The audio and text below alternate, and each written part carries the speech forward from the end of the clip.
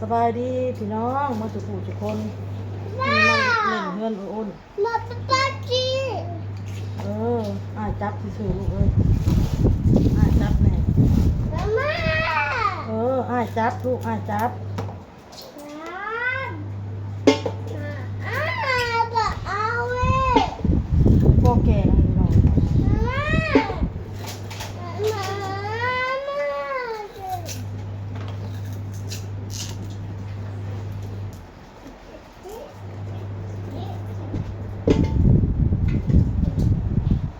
เอามาลูกเอามาเก็บมาเดี๋ยวเอาไปถิ่มพากันเอาไปถิ่มพากันเอาไปถิ่มแล้วหน่อไม้นะเอามาปิ้วไว้ใจตู้ หน่อไม้แกงเพื่ออ้นแกงซุ่มกันหรือหลากเอามาพี่น้องมาเล่นแล้วปัดที่ละแกงหน่อไม้ซุ่มมันจะไฟใส่จะด้วนกันหน่อยที่เอามาเก็บมาเดี๋ยวอ้ายเอาไปถิ่มมาเด้อเอามาไปเก็บมาเอา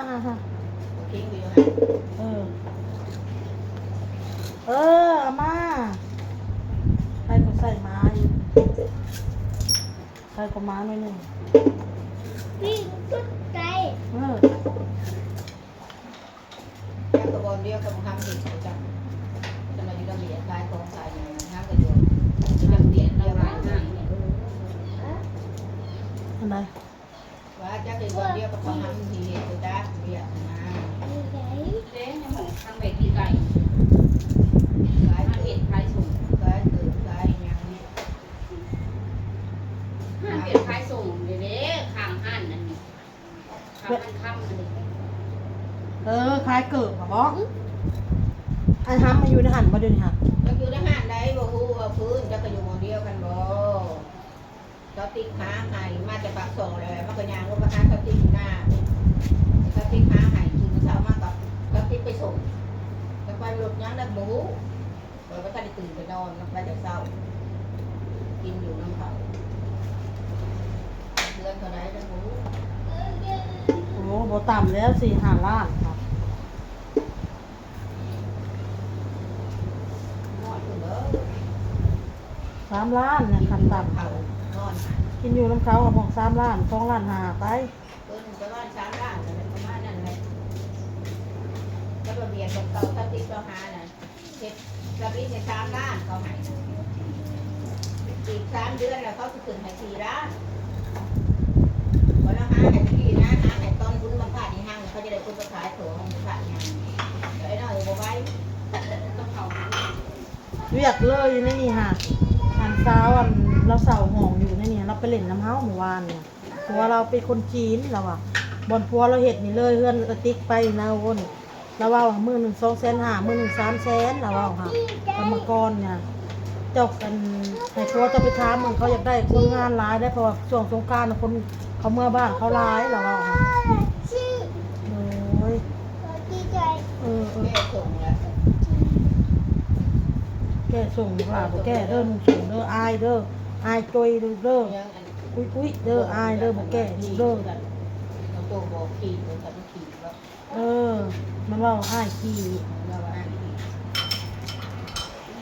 ทางคน ชื่อ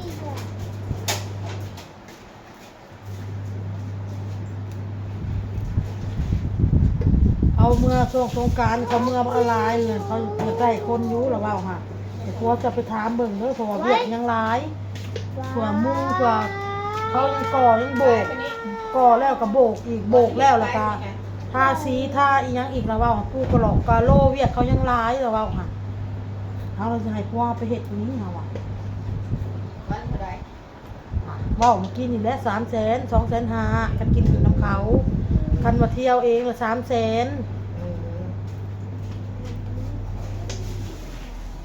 เดี๋ยวเอง300,000 300,000หานี่แบบนี้ เอากับกรรมกรนี่แหละ เที่ยวเองนะ300,000 เที่ยวแบบว่า กิน เที่ยว น้ำเขาท้องแซ่หา เออ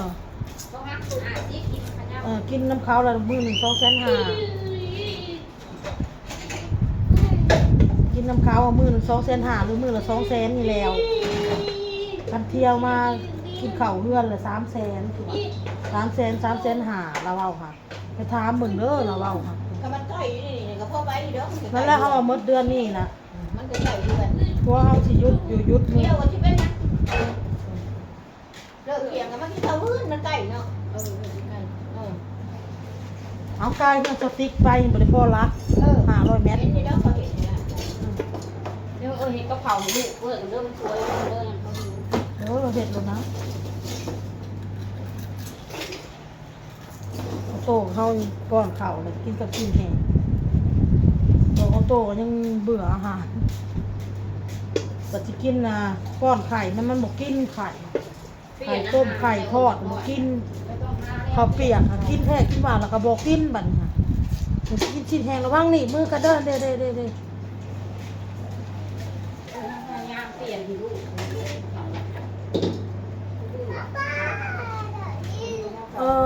อยากลิ้นว่ะ เอาเองกินแล้วเ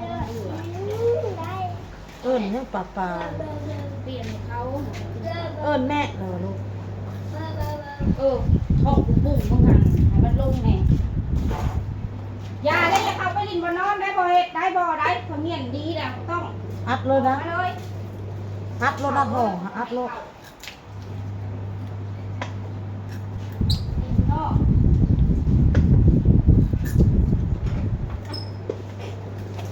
หล่ามาเล่นก็เลยมาเล่นหล่าเยอะอ้นพี่น้องก็เลยอ้นบอกว่าหาหน่อไม้แกงว่ะไปซื้อหน่อไม้ตลาดไปว่ะมาแกงชุมกันก็เลยว่าโอ๊ยหาเอาในกรนี่นะซื้อจ้าหน่อไม้ก็จะซื้อแต่เครื่องแกงคนว่ะ ไปติดของเขาเลยเก็บกล้องเอียง กองหนาเลย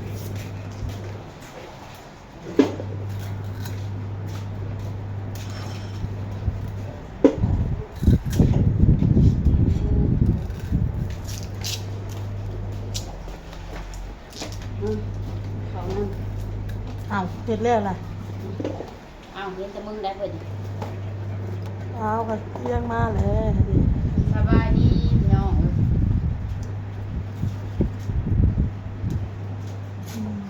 เอาโตมาเล่นน้ำได้มือนี่พี่น้อง มันก็สูบอ่างเล่นน้ำมันมือเนาะสูบอ่างเล่นน้ำเนาะ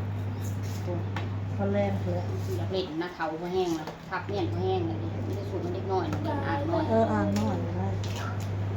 เล็กน้อยเล่นก็ยากเนาะเขา เขาไว้มือเนาะ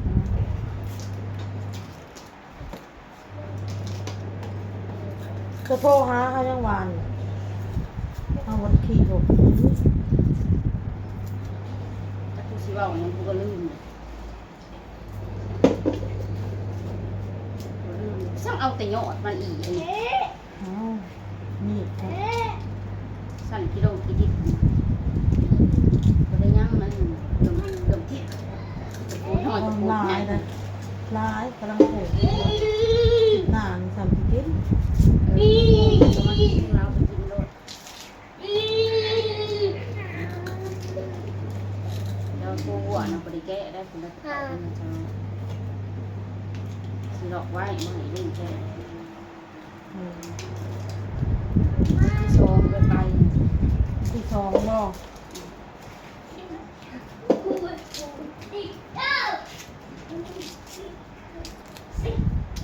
ที่โซมเดินทางไปน้ำรถชาวนาง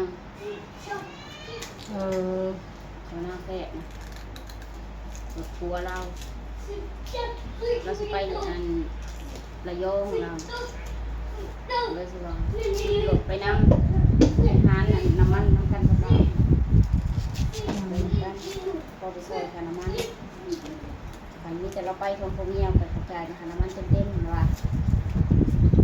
พอดีเลยนะว่าส่งโอกาส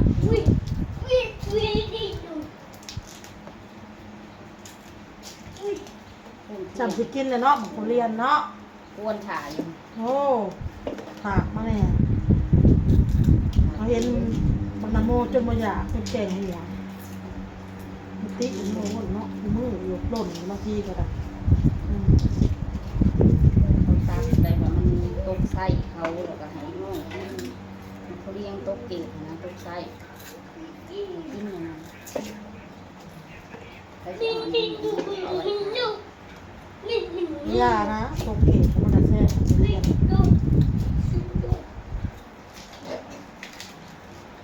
อยู่บนซื้อเพิ่มเลย โอ้นะแต่สิแกงยังหลายเนาะโอ้แกงโอ้ 11 โมงป้าสิเฮ็ดเลยอ๋อยังบ่ได้เฮ็ดคลิปเฮ็ดหยังข่อยก็ดี เนาะนี่แกงมาไม่เลยเข้าไปคลิปแรกแค่น้ำเลย มึงก็เฮ็ดหยังอยู่มันก็ อ่า เอ้ โอ้ ยก็ เลย นอนเลยเดินสวยเดินมันก็เดินเฮ็ดหยังก็เฮ็ดนะมันก็เลยก็เลยเป็นปอดเป็นขาครับ มันขึ้นเลิกเข้าได้บันไกล ตื่นเช้านี่ตื่นเช้า ๆมันอยู่เนาะโอ้ย ตื่นแล้วเพื่อนหมู่ต้องถึงรถทุกเช้าแล้วเรียกให้เขา จักเดือนไป2 เดือนเนาะ ประมาณนั้น หอดมา2 เดือนแต่ว่าหมักไม้เมดแล้วเขาบอก กลับมา จะได้ร้ายกันได้ทุกคนเลย เราลองเบิ่งพี่น้องกาไปเห็ดเวียดอยู่ไทยมือเดียวกลับมาเลยมือเดียว กันนั่นเคียวเว้ยไปนำมาสั่งไปนั่นโอนไปนะ หุ่มพาดีตรงนี้เอ้าเห็ดลูกเนาะ ไปที่เมืองมันไปมาแล้วว่า เป็นได้เฮ็ดบ่ได้มื้อเดียวอย่างก็ เขาใส่ลายมัน ถ้าจะเฮาน่ะเข้าห้องหมอฮักออกจากห้องหมอมันจะบ่ได้ชวนเฮากระซั่น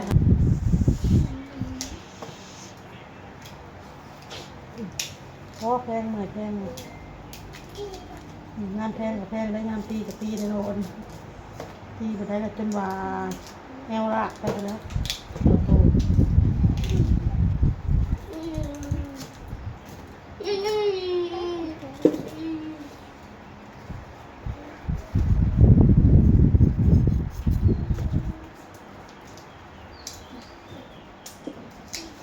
พี่มานั่งทางที่ได้ตรงเย็นเลย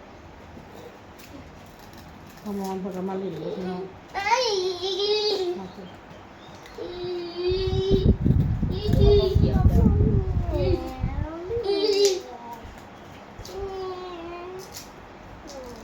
งานมุกกับบสบายไข่เพื่อนเขาเพื่อนเนี่ยหมดเจอแล้วครับมาดูกันเลยให้ดูเลยนับออกนับออกนับออกโอ้ยฮะไอเมฆก็ได้ไอเมฆโอ้โหโอ้ฮะไอเมฆปะตามันนั่งมาย่านหลวงพ่อเพื่อนเปื่อแล้ว